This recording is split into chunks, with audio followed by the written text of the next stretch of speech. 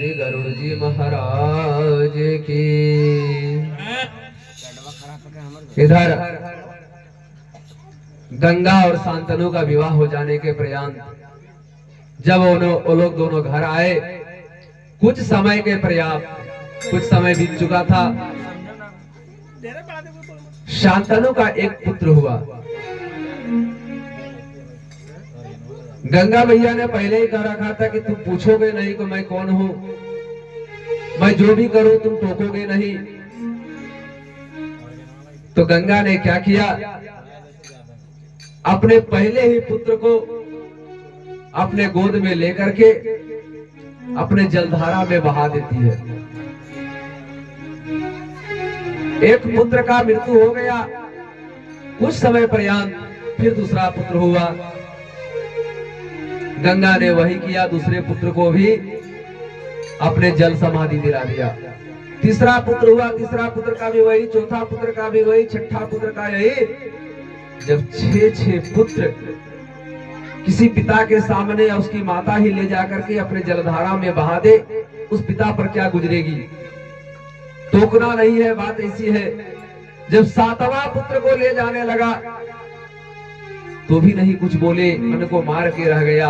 पर जब 8वें पुत्र को गंगा मैया ले जाने लगी तो उस राजा शांतनु से रहा नहीं गया, टोक दिए उन्होंने कहा, रे पाप पुत्र घातनी पापनी, बता तुम कौन हो जो मेरे 7 पुत्रों को जन्म लेते ही उसे खत्म कर दिया।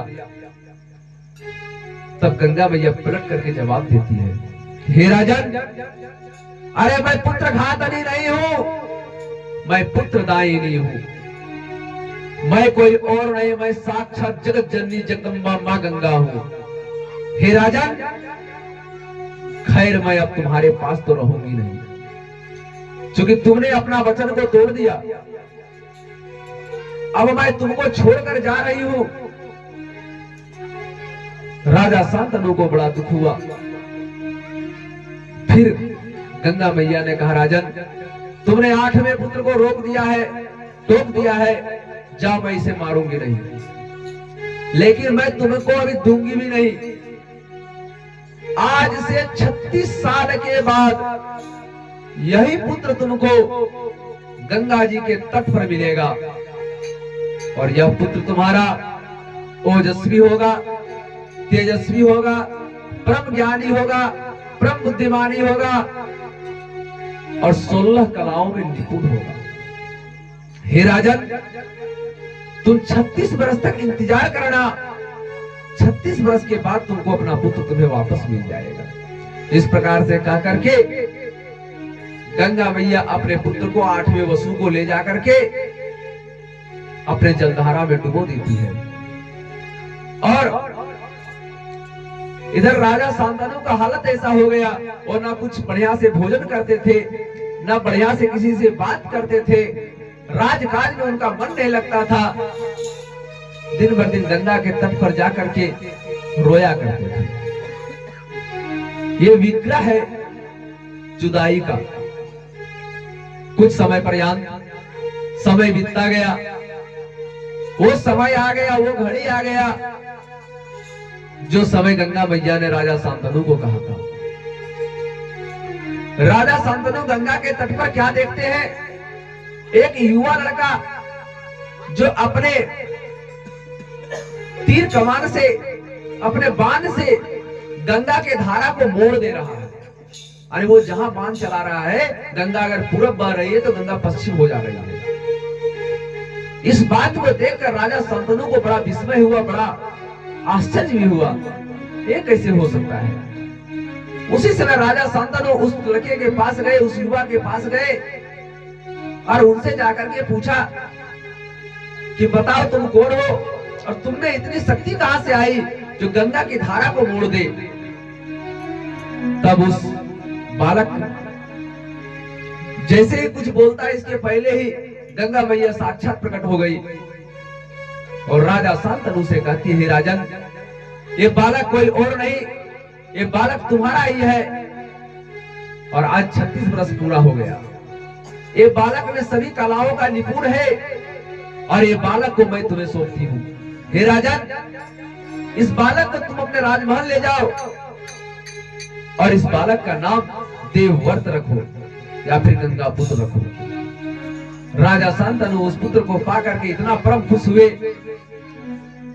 जो कहने का कोई ठिकाना नहीं।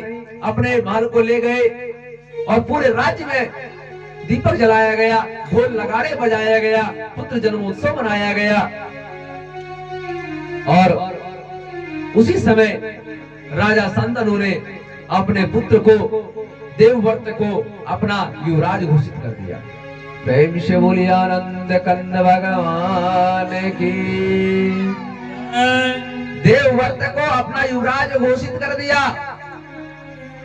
और मन में सोचने लगे कि अब मेरा काम क्या है।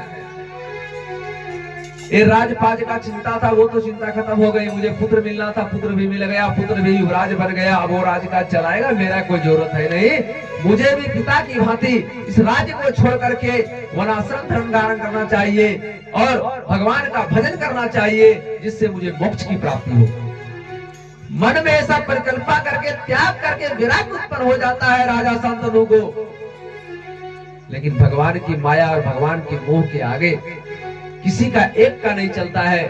और जब भगवान चाहते हैं और जब भगवान किसी की ओर माया जब मोहित हो जाता है तो मनुष्य बड़ा हैरान और बड़ा परेशान हो जाता है। अभी कुछ ही देर पहले राजा शांतनु को वैराग्य प्राप्त हुआ था, लेकिन भगवान की माया के सामने जाकर के उनका वैराग्य खत्म हो गया। जंगल में कुछ ही दूर गए होंगे कि उन्होंने एक सुंदर से युवती को देखा और मन में ऐसा लगा कि मैं उस युवती से विवाह कर लूं। और राजा शांतनु उस युवती के पास चले गए और जाकर के कहा कि हे देवी, आप कौन हो? आप किसकी पुत्री हो? आपको देख करके मेरे मन में प्रेम उमड़ पड़ा है, मैं तुमसे विवाह करना चाहता हूं। उस युवती ने पलट करके जवाब दिया, हे राजन, मैं आपको कोटि कोटि प्रणाम करती हूँ। मैं निषाद की पुत्री हूँ और मेरा नाम सत्यावती है।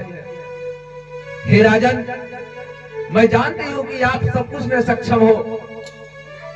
हे राजन, मैं आपसे विवाह नहीं कर सकती। सत्यावती ने राजा शांतनु को सीधे शब्द में जवाब दिया कि मैं आपसे विवाह नहीं कर सकती। इसका एक कारण है, हे राजन, मैं पिता के अधीन हूं। मैं पिता के अधीन हूं और शास्त्र कहता है पिता मुख कन्या। अगर पिता किसी पुत्री को जिसके यहाँ दे दे, इसके यहाँ विवाह कर दे, तो वो योग्य समझ करके उसे आशीर्वाद समझ लेना चाहिए। मैं ये सभी भाइयों भाइयों को कहना चाहता हूँ कि विवाह जब भी करना हो तो अपने माता पिता का स्वीकृति लेकर के ही करें, आपका जीवन सफल हो जाएगा। और सत्यावती धन्य है, उन्होंने साफ तौर पर कहा, आप चक्रवर्ती सम्राट है, मैं जानती हूँ, लेकिन मैं आपसे विवाह नहीं कर सकती। अगर आपको मुझसे विवाह करना है तो जाइए मेरा पिताजी से जाकर के पहले आज्ञा लेकर के आइए। धन्य है ऐसी पुत्री। राजा शांतनु जो चक्रवर्ती सम्राट थे, आज किसके पास गए हैं? निषाद के पास। क्यों गए हैं? उसकी पुत्री का वो हाथ मांगने के लिए। ये पावर है, ये पावर किसने दिया? इस पावर को किसने बनाया? सत्यावती वह पुत्री ने बनाया। राजा शांतनु जाकर के निषाद के सामने कहते हैं, गिड़गिड़ाते हैं कि आप अपनी पुत्री का विवाह मुझसे करवा दो, मैं चक्रवर्ती सम्राट हूं। निषाद ने जो जवाब दिया उसे सुन करके आप और हैरान हो जाएंगे। उसने कहा कि मैं गरीब जरूर हूं, मैं गरीब जरूर हूं, आप चक्रवर्ती सम्राट जरूर हो, लेकिन मैं अपनी पुत्री का विवाह उसी के पास करवाऊंगा जो राजा बन के रहे, किसी का दास बन के नहीं। चक्रवर्ती सम्राट ने कहा कि मैं राजा हूं और आपकी पुत्री मुझसे विवाह करेगी तो उसका पुत्र जो होगा वो भी तो राजा ही होगा। बोला नहीं, मैंने सुन रखा है कि आपका पहले एक पुत्र है और वो युवराज बन चुका है। जाइए उसको युवराज के पद से नीचे उतारिए, फिर मेरी पुत्री से आप विवाह कीजिए। शांतनु ने कहा ऐसा विवाह मुझे नहीं चाहिए। अपने घर चले गए और घर जाकर के यज्ञ जल त्याग दिया और चुपचाप एक कोने में पड़ गए।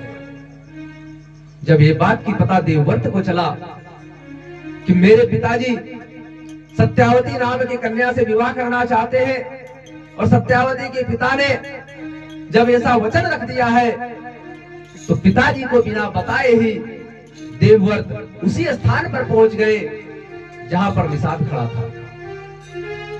और उसी समय देवव्रत ने जाकर के निषाद से कहा कि हे निषाद राज, आप अपनी पुत्री का विवाह, आप अपनी कन्या का विवाह मेरे पिताजी राजा शांतनु से करवा दो।